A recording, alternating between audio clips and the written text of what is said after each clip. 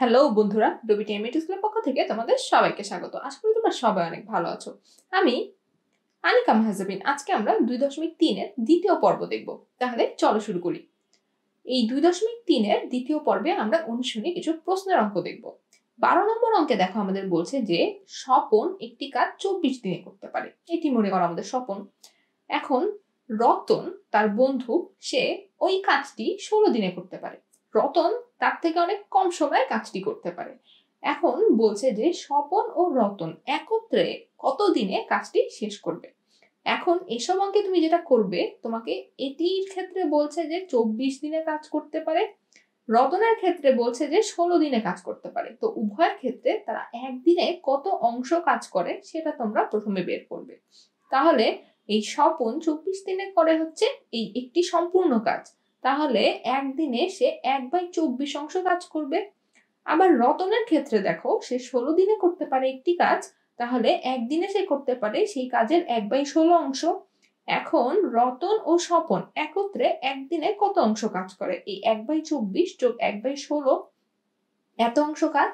এখান থেকে আমরা পাই কত? এখান থেকে আমরা পাই 5/48 অংশ কাজ, তাই না?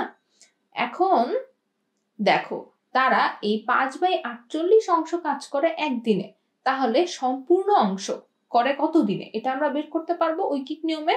সেটা আসবে হচ্ছে আমাদের এই 48/5 দিয়ে, অর্থাৎ এটাকে মিশ্র ভগ্নাংশে নিলে 9/3/5 দিনে সে একত্রে তারা দুইজন কাজটি শেষ করতে পারবে। তো আশা করি অঙ্কটি তোমরা বুঝতে পারলে।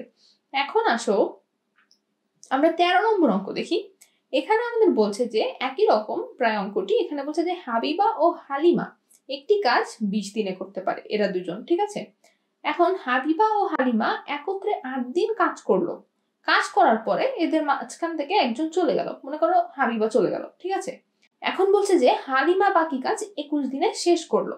সম্পূর্ণ কাজটি হালিমা কত দিনে করতে পারতো? এখন প্রথমে তোমরা যে কাজটা করবে, যে এরা দুইজন 20 দিনে এই সম্পূর্ণ অংশ কাজ করতে পারে, এটা আমাদেরকে বলে দিচ্ছে প্রশ্নে, ঠিক আছে? এখন এই একদিনে তারা কত অংশ কাজ করতে পারে এটা আমরা বের করব। একদিনে তারা করতে পারে 1/20 অংশ কাজ। এখন যেহেতু প্রশ্নে বলছে তারা 8 দিন পর্যন্ত একত্রে কাজ করেছিল, তাহলে আমরা কি বের করব? যে 8 দিনে তারা কত অংশ কাজ করেছিল? 8 দিনে তারা এই 2/5 অংশ কাজ করেছিল। এখন দেখো বাকি থাকে কত অংশ কাজ? বাকি থাকে হচ্ছে 3/5 অংশ কাজ। এখন প্রশ্নে আমাদের বলছে যে এই হালিমা একা কিন্তু বাকি কাজ 21 দিনে শেষ করে। বাকি কত কাজ আমরা বের করলাম একটু আগে, সেটা হচ্ছে 3/5 অংশ কাজ। তাহলে প্রশ্ন অনুসারে আমরা কি বলতে পারি? যে হালিমা এই একা 3/5 অংশ কাজ করে 21 দিনে। এখন এখান থেকে আমরা দেখব যে হালিমা একা সম্পূর্ণ অংশ কাজ করতে পারে কত দিনে। ঐকিক নিয়মে আমরা সহজেই অঙ্কটা করে ফেলতে পারবো। সেটা আসবে হচ্ছে আমাদের 35 দিন। এটি আমাদেরকে প্রশ্নে বের করতে বলেছে যে সম্পূর্ণ কাজটি হালিমা কত দিনে করতে পারতো, সেটা হবে হচ্ছে 35 দিন। এটি আমাদের নির্ণয় সময়। তো আশা করি অঙ্কটি তোমরা বুঝতে পারলে। এখন দেখো আমরা 14 নম্বর প্রশ্নটি দেখি। এখানে আমাদের বলছে যে 30 জন শ্রমিক 20 দিনে একটি বাড়ি তৈরি করতে পারে। কাজ শুরুর 10 দিন পরে খারাপ আবহাওয়ার জন্য 6 দিন কাজ বন্ধ রাখতে হয়েছে। নির্ধারিত সময়ে কাজটি শেষ করতে অতিরিক্ত কতজন শ্রমিক লাগবে? এখন দেখো, এখানে আমাদের প্রথমে বলছে যে 30 জন শ্রমিক 20 দিনে তৈরি করতে পারে একটি বাড়ি, ঠিক আছে? সম্পূর্ণ একটি বাড়ি। এখন 30 জন শ্রমিক আমাদের 10 দিনে কতটি বাড়ি তৈরি করতে পারে, বা এই একটি বাড়ির কত অংশ তৈরি করতে পারে সেটা আমরা বের করব। কারণ কি, কাজ শুরুর 10 দিন পরে আমাদের খারাপ আবহাওয়ার জন্য কাজ বন্ধ ছিল, ঠিক আছে? তাহলে 10 দিন পর্যন্ত কত অংশ কাজ হয়েছিল সেটা আমাদের বের করতে হবে। এখন এই জিনিসটা আসলে তোমরা এমনি কমন সেন্স থেকে বুঝতে পারো যে 20 দিনে যদি সম্পূর্ণ কাজ করে, তাহলে 10 দিনে অর্থাৎ ওই সময়ের অর্ধেক সময় তারা অর্ধেক কাজ করবে, অর্থাৎ এই হাফ অংশ বা 1/2 অংশ বাড়ি তাদের তৈরি হবে 10 দিনে।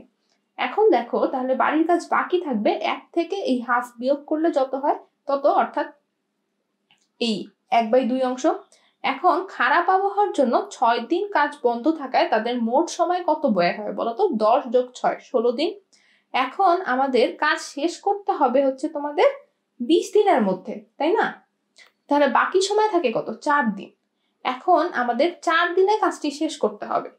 তো এই 4 দিনে যদি বাকি কাজ শেষ করতে হয়, ঠিক আছে, আমরা কি জানি যে 20 দিনে সম্পূর্ণ কাজ করতে পারে 30 জন শ্রমিক। তাহলে 4 দিনে সম্পূর্ণ কাজ শেষ করে কতজন শ্রমিক সেটা আমরা ঐকিক নিয়মে বের করতে পারি। এই আমাদের আসে হচ্ছে 75 জন শ্রমিক।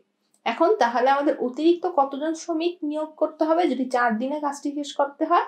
তাহলে এই 75 থেকে আমরা 30 বিয়োগ করলেই সেটা পেয়ে যাব, সেটা হচ্ছে 45 জন শ্রমিক। তো আশা করি তোমরা এই অঙ্কটি বুঝতে পারলে। এসব অঙ্কের ক্ষেত্রে একটি জিনিসের যেটা সমস্যা হয় যে আমরা নর্মালি ঐকিক নিয়মে কি করি, যে এখানে যখন বড় সংখ্যা থাকে যে 5টি ফলের দাম এত, একটি ফলের দাম কত, তখন 1/5 হয়। কিন্তু এখানে দেখো 20 দিনে সম্পূর্ণ অংশ কাজ করে 30 জন শ্রমিক, একদিনে কতজন করে, এখানে কিন্তু আমি 30/20 লিখিনি, এখানে 30 গুণ 20 লিখেছি। এই জিনিসটা একটু ব্যতিক্রম, কেন বলতো? কারণ এখানে তুমি এভাবে চিন্তা করো যে 20 দিনে আমার কাজ করলো 30 জন, এখন একদিনের মধ্যে যদি সেই কাজটি আমার শেষ করতে হয় তাহলে অবশ্যই আমার আরো বেশি সংখ্যক শ্রমিক লাগবে, সেই জন্য এখানে আমার 30 এবং 20 গুণ হবে। ঠিক আছে, ঐকিক নিয়মের ক্ষেত্রে আমাদের কাজের অঙ্কগুলোতে এই জিনিসটা মাথায় রাখতে হবে, যখন সম্পূর্ণ অংশ নিয়ে কাজ করবে তখন কিন্তু ভাগের পরিবর্তে গুণ হবে। ঠিক আছে, ঐকিক নিয়মে। তো এই জিনিসটা একটু তোমরা লক্ষ্য করবে। এরপরে আসো আমরা 17 নম্বর অঙ্ক দেখি। এখন আমরা আবার আমাদের নৌকার স্রোতের অঙ্কে চলে আসলাম।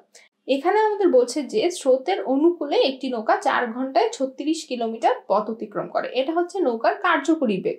এখন স্রোতের বেগ প্রতি ঘন্টায় 3 কিলোমিটার হলে স্থির পানিতে নৌকার বেগ কত? এটি আমরা একদম সহজে সূত্র ব্যবহার করেই বের করে ফেলতে পারবো। দেখো 4 ঘন্টায় যায় 36 কিলোমিটার, তাহলে 1 ঘন্টায় যায় 9 কিলোমিটার, অর্থাৎ স্রোতের অনুকূলে বেগ হচ্ছে 9 কিলোমিটার পার ঘন্টা। আমরা কি জানি বলতো? আমরা জানি যে স্রোতের অনুকূলে নৌকার বেগ সমান হচ্ছে তোমার এই স্থির পানিতে নৌকার বেগ যোগ স্রোতের বেগ।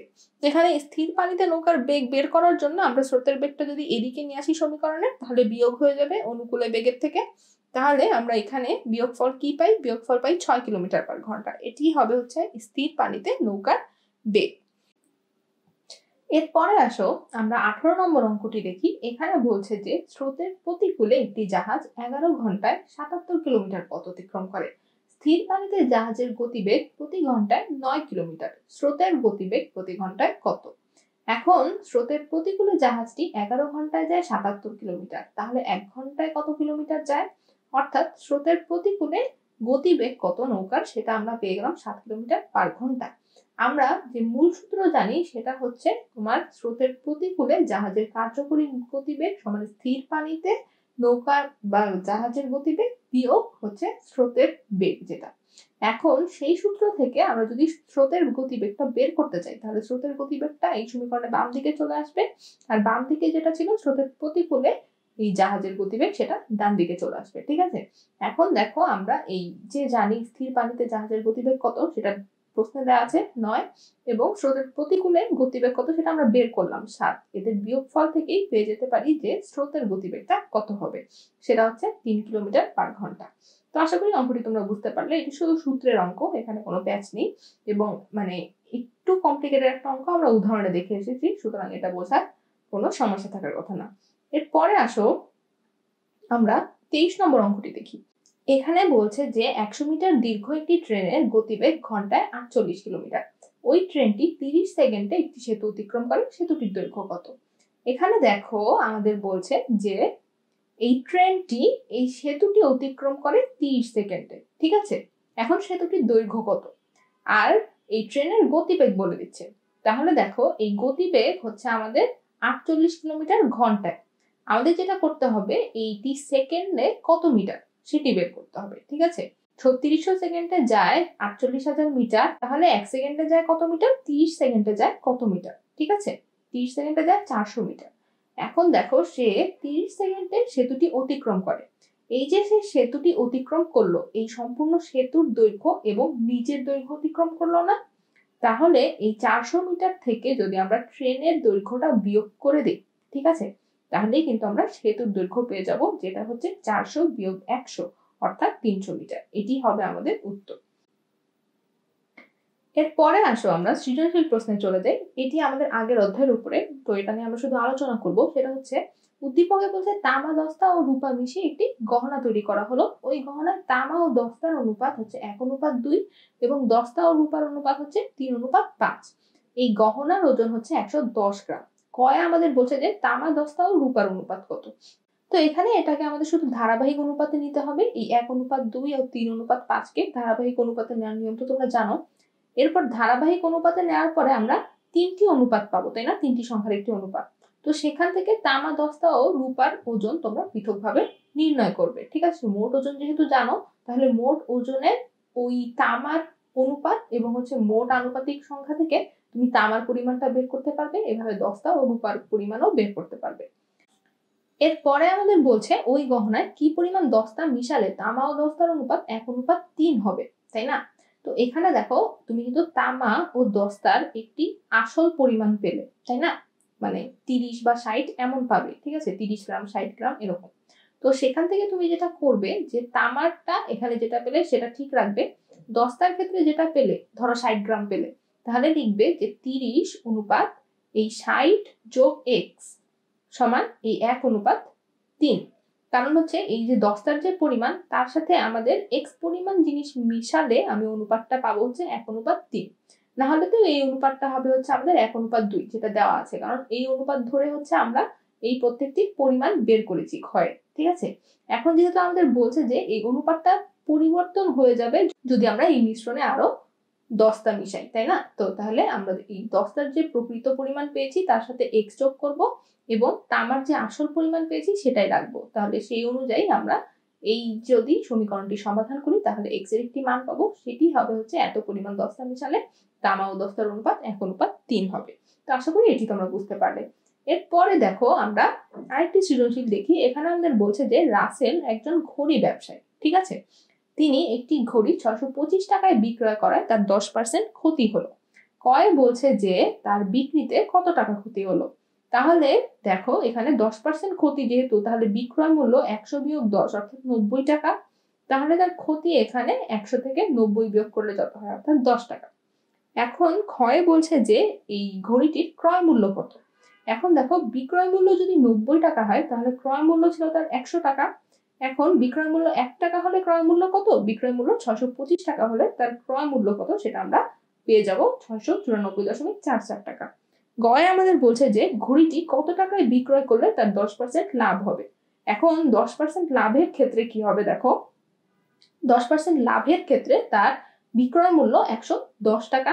তাহলে ক্রয় মূল্য 100 টাকা হলে বিক্রয় মূল্য 110 টাকা। আর ক্ষয়ে আমরা একটি ক্রয় মূল্য বের করেছি না, ক্রয় মূল্য সেটা হলে আমাদের বিক্রয় মূল্য কত সেটা আমরা ঐকিক নিয়মে পেয়ে যাব, যেটা হচ্ছে 763.895 টাকা। তাহলে এভাবে সহজেই তোমরা অঙ্কটি করতে পারবে। এটি আমাদের লাভ ক্ষতির অঙ্ক ছিল। তো এর পরের দিন আমরা নতুন একটি অধ্যায় শুরু করব, সেটা হচ্ছে পরিমাপ। আর এই অঙ্কগুলো তোমরা একটু নিজেরা বাসায় দেখবে। তাহলে ভালো থাকো, ধন্যবাদ।